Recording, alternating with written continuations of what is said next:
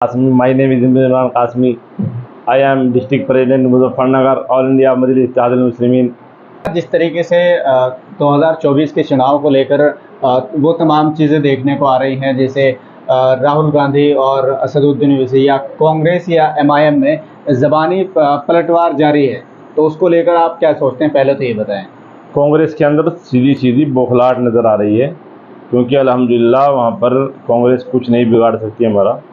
हमारे राष्ट्रीय अध्यक्ष जी ने कहा है कि अगर उनके अंदर हिम्मत है, वो यहाँ पर आके चुनाव लड़के देखे, सामने मुकाबला करे, उस वक्त औकात का पता चलता है। लेकिन आपने ये चैलेंज दिया, उधर से उन्होंने चैलेंज एक्सेप्ट किया और ये कह दिया कि अगर दम है ओवैसी में तो पूरे तेलंगाना में सारी सीटों पर प्रत्याशी उतार के दिखाएं। बिल्कुल, इंशाल्लाह जहाँ जहाँ पे हमारे हाईकमान प्रत्याशी उतारेंगे, इंशाल्लाह वहाँ पे हम लोग मेहनत करेंगे और प्रत्याशी को जिताना काम करेंगे। और मजलिस इस मरतबा बहुत मजबूती के साथ में मैदान में खड़ी हुई है। कांग्रेस की प्रवक्ता सुप्रिया श्रीनेत ने कहा है कि ये तो दुनिया जानती है या उत्तर प्रदेश या हिंदुस्तान की आवाम जानती है कि असदुद्दीन ओवैसी किसके लिए काम करते हैं, क्योंकि उन्होंने ये कहा साफ तौर पर कि वो उत्तर प्रदेश में तमाम सीटों पर चुनाव लड़े।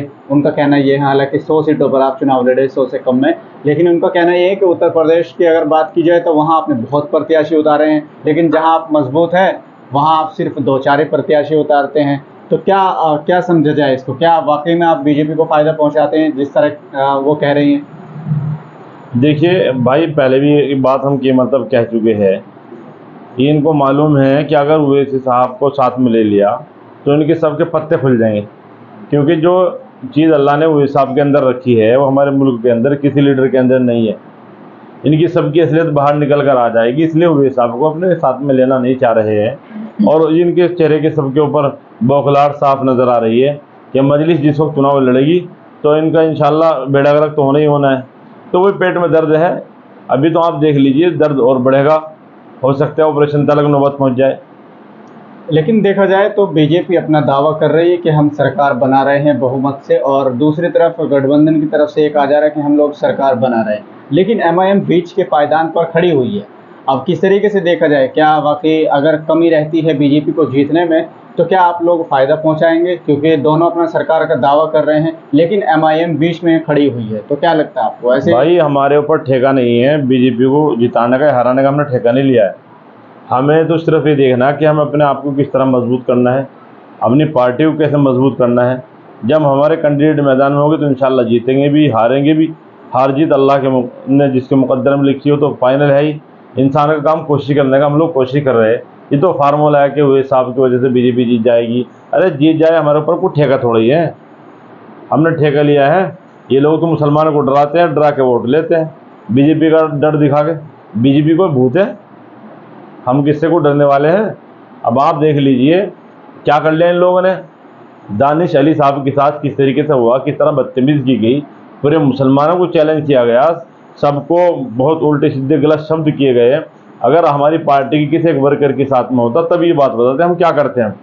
ये अपनी पार्टी की ताकत होती है। कहाँ आज भी दूसरी पार्टी के लोग जो जाकर उनसे गले मिल रहे हैं और उन फ़ोन पर बातें कर रहे हैं और बड़ी मीठी मीठी बातें चल रही है, वो तो ताकत अल्लाह ने हमारे लीडर के अंदर ही रखी है, बस जो सामने वालों को मुंह तोड़ जवाब दे सकते हैं। अच्छा, क्या इतनी ताकत आपके अंदर है कि आपके नेता दानिश अली से मिल नहीं पाए हैं, जबकि देखा जाए तो राहुल गांधी तुरंत उनसे मिलने पहुंच गए हैं, लेकिन असदुद्दीन ओवैसी उनसे मिलने क्यों नहीं पहुंचे? बात चल रही है, उनसे बात अक्सर हो रही है हमारे कार्यकर्ताओं की, लेकिन ये कोई ज़रूर थोड़ी है कि वो साहब उनसे मिलने के लिए जाए। एक सांसद होने के नाते मिलना चाहिए था ना। जिस तरीके से हमारे लीडर ने उनका समर्थन खुल कर किया सबसे पहले, इस तरह तो किसी ने किया ही नहीं है। अब तो ये खाली दिखावा कि आंसू पूछने के लिए जा रहे हैं उनके पास में, लेकिन अल्हम्दुलिल्लाह जो हमारा लीडर कहता है वो करता है मेरे भाई। लेकिन कहा जाता है कि वोट आपको कोई देता नहीं, साथ में गठबंधन आपको लेता नहीं है, तो क्या ऐसे लड़ेंगे चुनाव? बिल्कुल मजबूत साथ लड़ेंगे इंशाल्लाह। वोट देते हैं, देते क्यों नहीं है। अभी पिछला चुनाव हुआ, लोगों ने काफ़ी वोट दिए भाई, जगह जगह से माशाल्लाह। और एकदम तो कोई चीज़ वजूद में नहीं आती। आज बीजेपी वजूद में है, पावर में है, उन लोगों उसके ऊपर मेहनत है, कई साल लगे हैं यहाँ तक पहुँचने में। इंशाल्लाह हम लोग भी मेहनत कर रहे हैं। बड़ा लंबा समय आपको हो गया है अपने राजनीतिक पार्टी को बढ़ाते हुए, लेकिन अगर देखा जाए तो क्या इस तरीके से ही चुनाव लड़ेंगे जैसे आपने 2022 में चुनाव लड़ा था? बढ़िया चुनाव लड़ा था, इंशाल्लाह इस मरतबा और अच्छे से लड़ेंगे। संगठन को और मजबूती मिली हमारे, और थोड़ा सा पार्टी के अंदर तब्दीली आई है।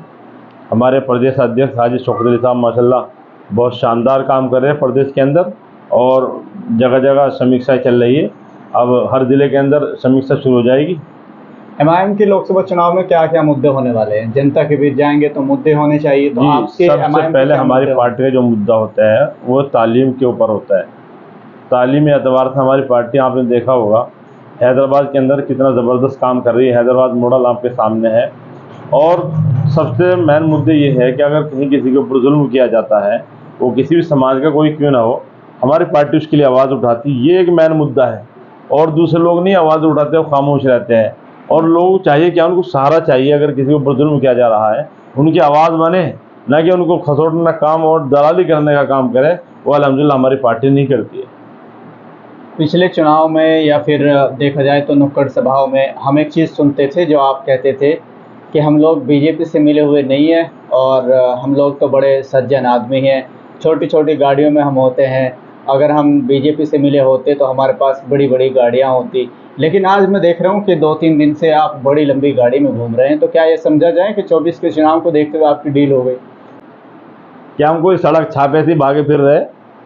नहीं। राजनीति हम अपने घर से कर रहे हैं, किससे कोई लेके थोड़ी कर रहे हैं। वे तो दूसरे लोग होते हैं जो कौम की साथ दलाली करते हैं। हम कौम की दलाली नहीं कर रहे, हम तो अपनी कौम की सेवा कर रहे हैं, अपने समाज की, अपने मुल्क की दबे कुछ लोग ही हम आवाज़ उठा रहे हैं। हमारा राजनीति करना जो मकसद है वो सिर्फ इतना ही है।